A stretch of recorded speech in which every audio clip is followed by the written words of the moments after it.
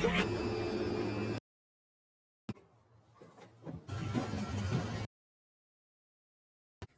Dear रॉकर्ड, स्वागत है आपका रोड मूवी में। इस मूवी की शुरुआत में दिखाते हैं कि एक रहस्यमय जानलेवा घटना ने धरती पर लगभग सब कुछ, सभी जानवरों और पेड़ पौधों को खत्म कर दिया है और दुनिया के ज्यादातर घर और बिल्डिंग तबाह हो गए हैं और लोगों ने जिंदा रहने के लिए कुछ बड़े और मुश्किल कदमों पर चलना शुरू कर दिया है। एक आदमी और उसका जवान बेटा खाने और बाकी चीजों के लिए तबाह होते शहर से दूर जा रहे हैं और रास्ते में वो इंसानों का मांस खाने वाली गैंग से बचकर जा रहे होते हैं। जब वो टूटे हुए रास्ते से जा रहे होते हैं तो वो अपने बेटे को बता रहा होता है कि कैसे ये रहस्यमय तबाही दुनिया और बचे हुए लोगों पर कैसे प्रभाव डाल रही है। जब आपदा आई थी घड़ी 1:17 पर रुक गई थी और तभी वहाँ एक चमकदार रोशनी आई और उसके बाद ही छोटे भूकंप के झटके भी आ गए थे। उस आदमी ने अब तारीखों पर ध्यान देना बंद कर दिया है और वो अनुमान लगाता है कि ये अक्टूबर का महीना चलता है। साथ ही वो आदमी अनुमान लगाता है जैसे जैसे दुनिया में अंधेरा और ठंड बढ़ती जाएगी वैसे सभी पेड़ पौधे गिर जाएंगे। उसको अच्छे से याद है कि आपदा आने के 1 साल बाद ही जंगलों में आग लग गई थी और इसके बाद से लोग पागल से हो गए थे। इसकी वजह से तो कुछ लोगों ने इंसानों तक का मांस खाना शुरू कर दिया था और फिर वो अपने बेटे को जिंदा रखने के लिए हिम्मत और सही चीजों की कहानी सुनाता रहता है। फिर जब वो एक खाली खेत में खाने और जरूरत की चीजें ढूंढ रहे होते हैं तो छोटे लड़के को कुछ लड़की हुई लाशें दिखाई देती है। तो उसके पापा उसको बताते हैं कि बेटा ये उन लोगों की लाशें हैं जिन्होंने खुद अपनी जान ले ली है। अब थोड़ी देर में आदमी अपने बेटे को गोलियों से भरी एक बंदूक दिखाता है। वो अपने बेटे को बताता है कि ये गोलियां उन दोनों के लिए ही हैं। फिर वो अपने बेटे को दिखाता है कि बंदूक को कैसे चलाया जाता है। अब एक फ्लैशबैक में दिखाते हैं तो उस आदमी की पत्नी एक पियानो के बगल में खाना खाने के लिए बैठी हुई है और खाना खाने की कुछ टुकड़े लेने के बाद ही वो बड़ी हैरान हो जाती है जब उसको पता चलता है कि उसका बच्चा बाहर आने वाला है। अब उसकी पत्नी बच्चे को जन्म देने के बारे में बड़ा ही संकोच करती है क्योंकि उसको लगता है कि बच्चे को भी दुनिया में चल रही मुसीबतों को झेलना पड़ेगा। फिर उसका पति उसकी इस बात पर ज्यादा ध्यान नहीं देता और उसको बच्चे को बाहर धकेलने की कोशिश करने को कहता है और वो भी बच्चे को जन्म देने लगती है। और अब प्रेजेंट में दिखाते हैं वो आदमी आराम कर रहा है और तभी झटके से वो उड़ जाता है क्योंकि उसको कुछ गाड़ियों के आते हुए इंजन की आवाज आती है। वो आदमी और बच्चा हथियारों के साथ आए हुए आदमियों को देखकर जल्दी से जंगल में छुप जाते हैं, लेकिन उन लोगों में से आसपास घूमता हुआ एक आदमी उन दोनों को देख लेता है। फिर छोटे बच्चे का पापा उस गैंग के आए आदमी को गोली मारने की धमकी देता है, लेकिन ट्रक से आई कुछ आवाज से आदमी का ध्यान भटक जाता है और इस वजह से उस गैंग के आदमी को छोटे बच्चे को पकड़ने का मौका मिल जाता है। फिर वो आदमी अपने बेटे को बचाने के लिए गैंग के आदमी के सर पर गोली मार देता है और बेहोश हुए बेटे को अपने साथ लेकर जंगल में छुप जाता है।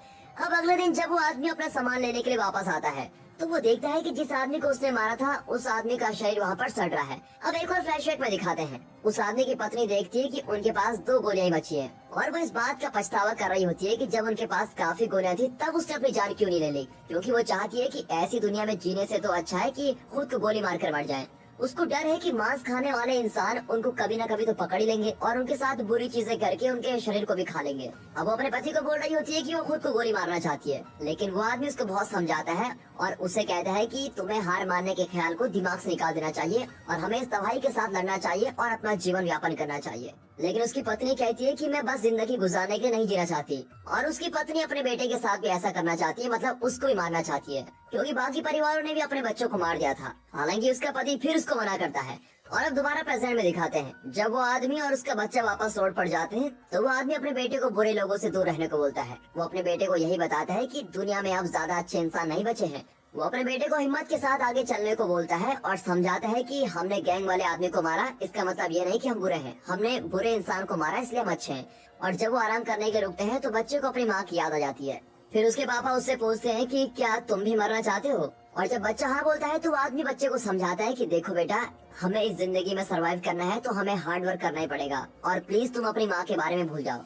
और जब बच्चा सो जाता है तो वो आदमी एक पुल पर जाता है और वहाँ अपने बटुए को जिसमें उसकी पत्नी की फोटो है उसको फेंक देता है। फिर जब वो अपनी शादी की अंगूठी को फेंकने वाला होता है उसको अपनी पत्नी की याद आ जाती है और वो याद करता है कि कैसे आखिरी समय में उसकी पत्नी उसको छोड़कर चली गई थी और यहाँ तक कि जाते हुए वो अपने बेटे से भी नहीं मिलना चाहती थी। वो अपने पति को बेटे का ध्यान रखने के लिए बोलती है और दक्षिण दिशा की तरफ निकल जाती है। और इस सब से आदमी को याद आता है कि कैसे उसकी पत्नी उस अंधेरे और तबाही में मर गई थी। अब प्रेजेंट में दिखाते हैं तो वो आदमी और बच्चा दक्षिण दिशा की तरफ किसी रहने की जगह की तलाश में जा रहे होते हैं और रास्ते में उनको एक बहुत ही बड़ा घर दिखाई देता है, इसलिए उस घर की जांच करने का तय करते हैं। फिर रसोई की जांच करते हुए आदमी को जमीन पर एक ताला लगा हुआ दरवाजा दिखाई देता है। अब वो बाहर एक कुल्हाड़ी ढूंढने जाता है और कुल्हाड़ी से उस ताले को तोड़ देता है। फिर वो दोनों नीचे जाते हैं तो वहाँ पर उनको काफी सारे भूखे आदमी मिलते हैं जो लगभग मर चुके हैं और जिनको बंदी बनाया हुआ है। और जब वो वहाँ से निकलने लगते हैं तो एक आदमी उनका पीछा करने लगता है। फिर वो किसी तरह से ऊपर पहुंचकर दरवाजे को एक मेज से ढककर बंद कर देते हैं। अब जैसे ही घर से बाहर निकलने की वो कोशिश करते हैं तो वहाँ रह रहे लोग आ जाते हैं, और जब लोग अंदर आते हैं तो वह आदमी और बच्चा बाथरूम में छुप जाते हैं। फिर वो आदमी अपने बेटे के पास बंदूक रखने को बोलता है, लेकिन बच्चा मना कर देता है। अब ये दोनों छुपे हुए होते हैं तो अचानक उस घर में रह रहे लोगों को रसोई में फर्श से पीटने की आवाज आती है, और फिर जैसे उन लोगों में से कोई रसोई की तरफ जाता है तो ये दोनों खिड़की से बाहर निकल जाते हैं और बच जाते हैं। और फिर अंधेरा होने तक वो इस घर में रहने लोगों से छुप रहे होते हैं। और फिर जब बच्चा सो जाता है तो उस आदमी को उस घर में रोने की आवाज आती है, इसीलिए वो बच्चे के कान को अपने हाथों से ढक देता है ताकि कोई ऐसी भयानक आवाज उसके बेटे के कानों में न जाए। और जब वहाँ से आवाजें बंद हो जाती है वो बच्चे को उठा लेता है और वहाँ से चल जाता है। फिर दोनों एक जगह अपना बच्चा हुआ खाना खाने के लिए रुकते हैं। अब खाने का आखिरी हिस्सा खाने के बाद बच्चा अपने पापा से एक वादा करने को बोलता है कि वो दोनों चाहे कितने भी भूखे हो जाए लेकिन वो कभी किसी इंसान को नहीं खाएंगे। और आदमी भी बोलता है कि हाँ मैं वादा करता हूँ। और फिर अपने पापा का जवाब सुनकर बच्चा बहुत ही खुश हो जाता है और लड़के को विश्वास हो जाता है कि वो दोनों अच्छे लोग हैं। और फिर वो दोनों वापस अपने रास्ते पर चल देते हैं और एक घर के पास रुकते हैं जहाँ पर वो आदमी बड़ा हुआ था। वो आदमी इस घर में बिताए क्रिसमस की छुट्टियों के बारे में याद करता है, और तभी दिखाते हैं कि छोटे बच्चे को घर के बाहर इंतजार करते हुए एक दूसरा बच्चा दिखाई देता है जो कि गली के उस तरफ होता है, लेकिन दूसरा लड़का उसको देखकर वहाँ से भाग जाता है। अब ये छोटा बच्चा भी उस लड़के के पीछे जा रहा होता है, लेकिन उसके पापा उसको रोक लेते हैं और फिर दोनों बाप बेटे अपने सफर को दोबारा शुरू करते हैं। लेकिन बच्चा बहुत ही निराश है क्योंकि उसको दूसरा लड़का देखने को नहीं मिला। और फिर आदमी उसके बेटे के दुख को कम करने की कोशिश करता है। वो देख पा रहा होता है कि उसका बेटा और बच्चों से मिलना चाहता है। वो बताता है कि कभी उसके भी अच्छे दोस्त हुआ करते थे, लेकिन अब सब खत्म हो चुका है। और अब खाना खत्म होने के बाद दोनों बहुत ही भूखे हैं। लड़का अपने पापा से पूछता है कि क्या वो दोनों अचानक मर जाएंगे। अब आदमी बताता है कि भूख से मरने के लिए उनको समय लगेगा। अब आदमी को महसूस होने लगता है कि वो मर रहा है, इसलिए वो अपने बेटे को अकेला जिंदा रहने के लिए तैयार करने लगता है। अब एक खाली घर में आराम करते हुए आदमी को पियानो मिलता है। फिर जैसे वो पियानो से कवर हटाता है उसको याद आता है कि कैसे उसकी पत्नी पियानो बजाया करती थी, और इसलिए वो रोने लगता है। वो थोड़ा पियानो को बजाता है और अपने बेटे को बताता है कि उसकी माँ बहुत ही अच्छे से पियानो को बजाया करती थी। अब बच्चा भी बोलता है कि उसको इस बारे में कुछ ज्यादा याद नहीं है। उस घर में कुछ न पाकर वो दोनों वहाँ से जाने का तय करते हैं, लेकिन वहाँ से निकलते हुए उनकी किस्मत चमक जाती है जब उस आदमी को घर के पीछे जमीन में एक दरवाजा मिलता है। और फिर जब वो नीचे जांच करने जाते हैं तो वो पूरी जगह खाने से भरी हुई मिलती है, और वहाँ इतना सारा खाना होता है कि वो कई साल के लिए काफी होता है। फिर वो वहाँ पर रहने का तय करते हैं और उसको ही अपना घर मान लेते हैं, लेकिन जल्द ही उनको ऊपर से आती आवाज सुनाई देती है और इसीलिए उनको इस जगह को छोड़कर जाना पड़ता है। अब बच्चे को लगता है कि वो आवाज किसी कुत्ते की है, लेकिन आदमी को लगता है कि जल्द ही कोई और भी इस जगह को ढूंढ लेगा और इसलिए वहाँ रुकना खतरे से कम नहीं। फिर वो एक ट्रॉली में जितना सामान भर सकते हैं उतना भर लेते हैं और उसको लेकर दोबारा दक्षिण दिशा की तरफ निकल पड़ते हैं। अब जब वो अपने रास्ते में होते हैं उनको एक बूढ़ा आदमी मिलता है जो उनको आगे चलते हुए दिखाई देता है। अब जब उनको लगता है कि उन्हें उस बूढ़े आदमी से कोई खतरा नहीं है तो छोटा बच्चा उस बूढ़े आदमी को कुछ खाना देने के लिए बोलता है। फिर बच्चा उस बूढ़े आदमी को खाने का डब्बा देता है और उसको खाना खाते हुए देखता है। वो आदमी अपने बेटे को समझाता है कि वो उस बूढ़े आदमी को अपने साथ नहीं रख सकते, लेकिन वो उस बूढ़े आदमी को रात के खाने के लिए बुलाते हैं। अब रास्ते में जाते हुए बूढ़ा आदमी अपना नाम एली बताता है, और फिर रात के खाने के बाद एली और वो आदमी छोटे बच्चे के बारे में बात करने लगते हैं। एली बोलता है कि जब उसने उस बच्चे को देखा था तो उसको लगा कि कोई वो देवदूत है। और फिर एली बताता है कि कभी उसका भी एक छोटा बच्चा हुआ करता था और उसने सोचा भी नहीं था कि कभी दोबारा उसको कोई बच्चा देखने को भी मिल सकता है। आदमी एली से पूछता है कि एली के बेटे के साथ क्या हुआ था, लेकिन बूढ़ा आदमी इस बारे में बात करने से मना कर देता है। फिर कुछ समय बाद एली आदमी को बोलता है कि उसको किसी आपदा के आने का अंदेशा पहले से ही था। और फिर जब आदमी एली से पूछता है कि क्या कभी वो भी बाकी लोगों की तरह मरना चाहता था, तो एली बोलता है कि मौत एक ऐसा सुख है जिसको वो अब इस मुसीबत के समय में नहीं कर सकता। और फिर अगली सुबह जब एली और दोनों बाप बेटे अपने रास्ते के लिए निकल रहे होते हैं तो बच्चा अभी भी अपने पापा से कहता है कि एली को हम अपने साथ लेकर चलते हैं। वो आदमी अपने बेटे को समझाता है कि जितना हो सके उन्होंने उतना उस बूढ़े के लिए कर लिया है, और साथ ही बोलता है कि बेटा खाना खत्म होने पर तुम खुद ही इस फैसले के बारे में सोच लोगे। फिर वो बच्चा अपने पापा को कहता है कि एली एक बुरा इंसान नहीं है, हमें उसको अपने साथ रखना चाहिए, लेकिन फिर भी उसके पापा नहीं मानते। फिर दोनों अपने खाने वाली गाड़ी को जंगल में छुपाने का तय करते हैं ताकि वो आसपास कोई घर ढूंढ सके। अब जैसे ही वो एक घर के पास पहुंचते हैं तो आदमी को उस घर के पास जमीन पर खोपड़ियां दिखाई देती हैं, और जब वो छुप जाते हैं तो देखते हैं कि इंसानों का मांस खाने वाले गैंग एक औरत और बच्चे का पीछा कर रहे होते हैं। औरत जमीन पर गिर जाती है और उनको पकड़ लिया जाता है। अब वो दोनों गैंग से दूर जाते हैं और उस औरत की चीखने की आवाज सुनते हैं। फिर भागते हुए वहाँ एक बड़ा भूकंप आता है जिसकी वजह से बड़े बड़े पेड़ गिरने लगते हैं। अब वो गिरते हुए पेड़ों से बचने के लिए एक गिरे हुए पेड़ के नीचे छुप जाते हैं। अब उस आदमी का शरीर धीरे धीरे हार मान रहा होता है, लेकिन ऐसी स्थिति होने के बाद भी वो दक्षिण दिशा की तरफ चले जा रहे हैं।